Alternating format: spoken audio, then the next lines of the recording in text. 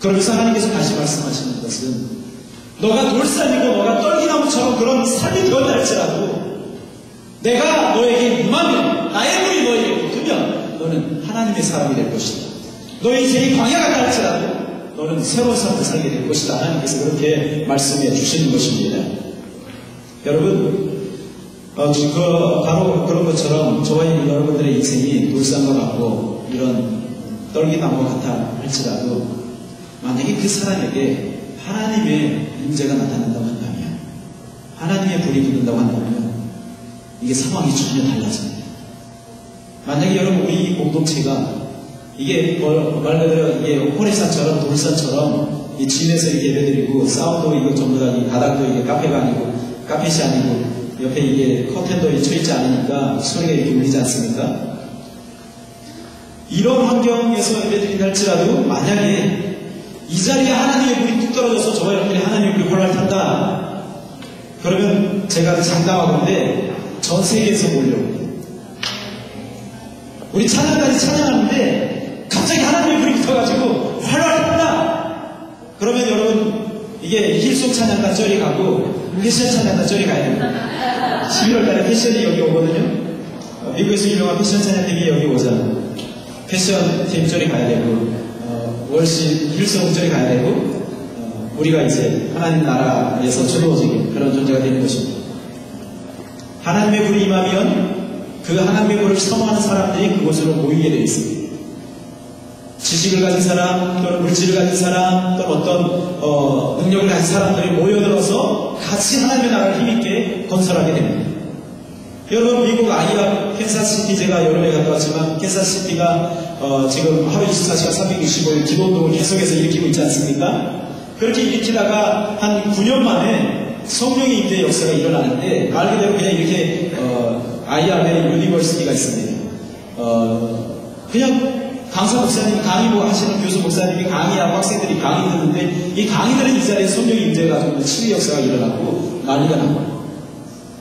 그래가지고 전 세계적으로 더 알려졌습니다. 거기 제가 가봤는데 시골이래요. 집값도 여기보다 굉장히 싸고. 하나님의 영이 임하면, 하나님의 불이 붙으면, 하나님의 불을 섬하는 사람들이 모이게 되어 있습니다. 하나님의 불이 붙으면 하나님의 불을 원하는 이런 사람들이 모이게 됩니다. 그리고 그 모인 사람들로 인해서 하나님의 불이 더 활활 타오르게 되고, 그리고 이 큰 불들이 세상을 향해서 굴러가게 되는 것입니다.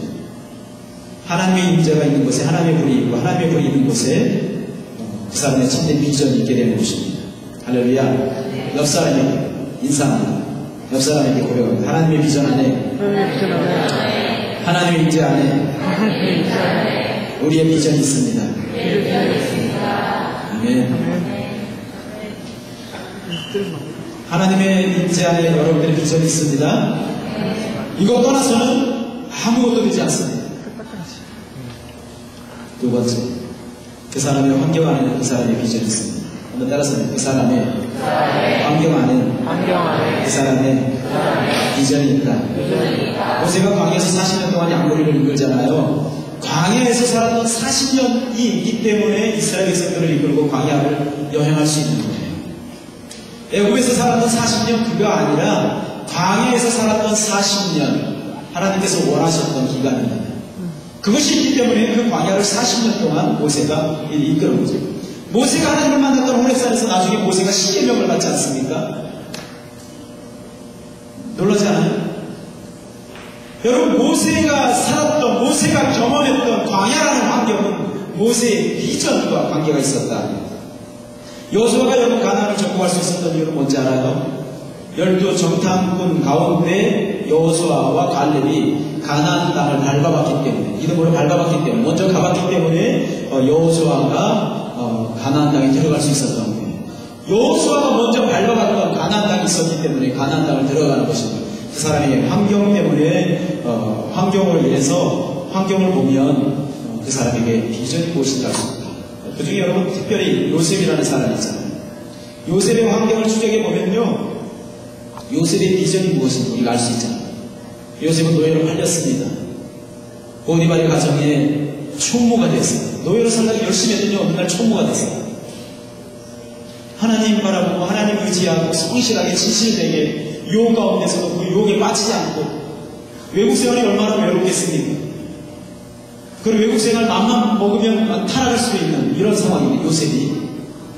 그리고 그 주인의 아내가 자신을 유혹할 때 마음만 조금 바꿔 먹으면 편하게 일생을 살 수 있는데 요셉이 타국 생활에서 정말 외로운 청년의 시기에 조용히 활발하게 일어나는 그런 시기에도 하나님 앞에서 자신의 순결을 지켜가면서 그렇게 살아갑니다. 그가 그 가정의 총무가 됩니다. 그러다가 능력을 써서 감옥에 들어갔죠. 감옥에 들어가서도 내 인생 왜 이래? 난 뭘 해도 안 돼. 이러지 않고 감옥 안에서 하나님 앞에 기도하고 하나님 중심으로 살아가고 열심히 주어진 사람들을 섬기고 환경 가운데서 주님 의지하고 나갔더니 이 사람이 감옥 안에서 총무가 됩니다.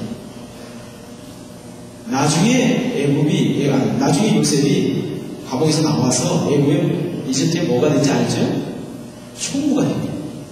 이집트의 총리가 됩니다. 그 사람의 환경을 보면 과거 환경을 보면 하나님께서 그 사람을 어떻게 사용하실지 보여집니다. 그래서 여러분들이 지금 과거에 자라오면서 받았던 상처, 그리고 어떤 특별한 고난의 삶, 그리고 이런 비전, 그리고 특별히 하나님 앞에 어떤 타락한 부분들이 있었다고 한다면 그런 죄와 상처와 고난과 비전은 전부 다 연결되어 있습니다. 하나님 앞에서 어떻게 살아야 되지? 하나님 앞에서 살고 싶은데 하나님 나를 향한 비전이 뭐지? 라고 생각하시는 분들 있죠? 자신의 환경, 자신이 살아가는 환경이 어땠는지, 자신이 과거에 어떤 고난 가운데 있었고 어떤 상처 가운데 있었는지, 자신이 어떤 죄악 가운데 빠졌었는지 그걸 살펴보면 금방 알 수 있죠. 저는 제가